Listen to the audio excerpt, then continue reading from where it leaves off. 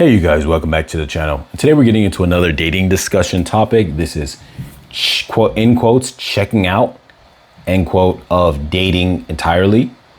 And recently I have done research in regards to top 5 trending topics for men and women in the dating market, and this one happens to be one of the trending topics for the men. What's funny is the 5th topic for the men, and it's actually the same category as the 5th topic was for the women, which essentially, though theirs was titled slightly differently, theirs was titled, "Is dating even worth it anymore?" For the men's, it was titled "Checking out of dating entirely," with the checking out part being in quotes. And it starts with saying a growing number of men openly discuss withdrawing from dating because they feel exhausted, financially drained, emotionally rejected, and disillusioned. It says this includes trends like monk mode, focusing only on career and fitness, avoiding marriage, anti-dating sentiment, male isolation, casual only dating, and MGTOW style thinking. I don't know what that even means. MGTOW. If you guys know, post it down below into the comments, because I don't know. I'm not going to research that right now, what that means. But yeah, I'm going to assume it's something that falls within similar to all those categories that I just mentioned.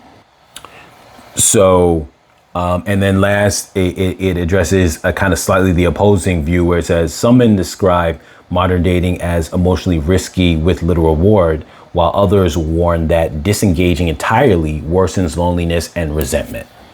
Which I definitely agree that though it could be tough, if you completely bail out, you pretty much kill all hope of there being anything. But what's very interesting is that, like I said, this is the same similar topic that women are thinking, but this is from the standpoint of the men.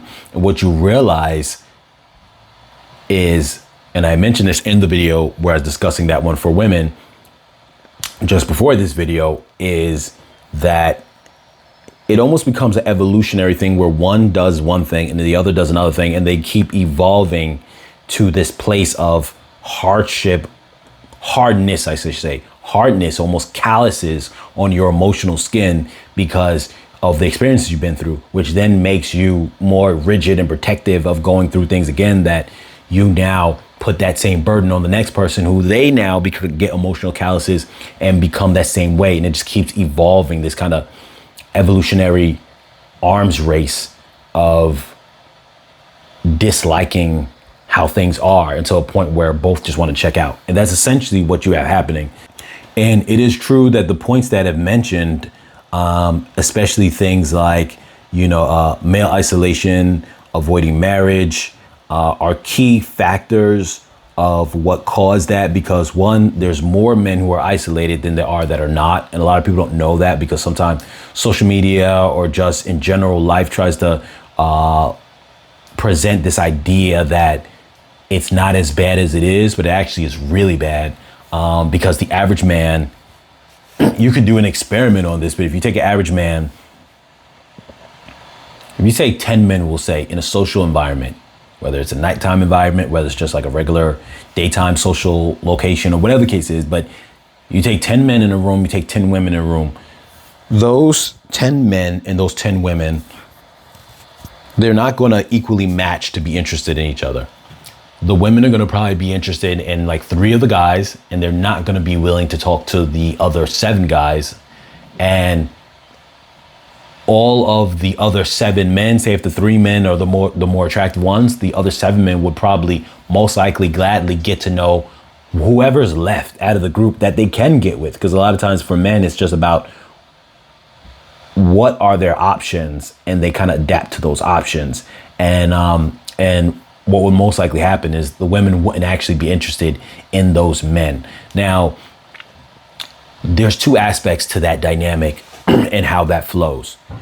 One hand, it seems like it's messed up because, well, in a situation like that, supply and demand, all the men and all the women should couple together regardless, because there's no one left. So if the 3 most attractive men get with the 3 most attractive women in that sample population of 10 and 10, then the 7 leftover women should automatically get with the 7 leftover men. It just makes sense. And you would say, well, that's how it should be.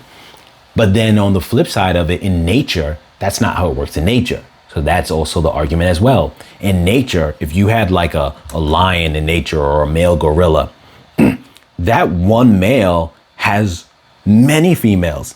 And there's some other male who didn't win the mating challenge of the alpha male gorilla or lion, and they're on the outskirts. They don't have anybody. And that one male has an abundance now of women. And that's how it's done in nature. So there's the aspect of how it's done in nature versus what's good for our society. And what's good for our society is not how nature works. But nonetheless, it is the reality of it. So you have a lot of men who are just lonely. So the male isolation part makes them just want to check out because it's like, what's the point? But also, our laws in terms of marriage are very bad right now. And a lot of people may not know that, but it's where it is completely biased towards men, and men literally have no rights when it comes to marriage. So men can, first off, men trying to be the provider role often will try to have more established under their belt than the woman. And it's not a sexist thing. It's just that's normally the role of the man. So he's going to do that. But by doing that, when it comes to divorce matters, the man loses a lot more financially. Even if the two people are equal, the man still loses financially, because if you have kids involved, courts automatically give everything to the woman in regards to kids. And that allows her to not only get child support, that allows her to make up other needs that she needs financially, which the courts can now say the man has to pay. So it doesn't make sense on that level either. And those are two key things. The marriage aspect and the male isolation aspect are probably the key things that cause that mindset of there's no point, I might as well check out. Along with the fact that they're watching all these things happen to other men and go, it's not worth the risk, because those men who engage in the dating world just get hurt or used. So there is that. But like I said, once again, I do think that checking out completely, as what the research had said, that some people's views are that only makes it worse down the line. It is true. A person may have to try to find some solution, but that's also why you have the casual dating that takes place, and people say they just do casual dating only, which is the remedy or solution to that, which it seems to be that more men and women are going down that path. And it's almost looking like there's going to be that dynamic where that's all that there is, which, you know, for a lot of people, they might feel that is the better way for things to be. And the way times currently are, and the way that the times and the rules and the laws have not updated to current times way of dating, it might be a benefit that it's like that, even though, like I said, this is just one of the discussion topics that came up as far as highly discussed amongst men. This particular one here, very similar to the one that was also for women the same way. So anyway, you guys, put your comments down below. As always, like, share, comment, subscribe, and I'll catch you guys in the next video.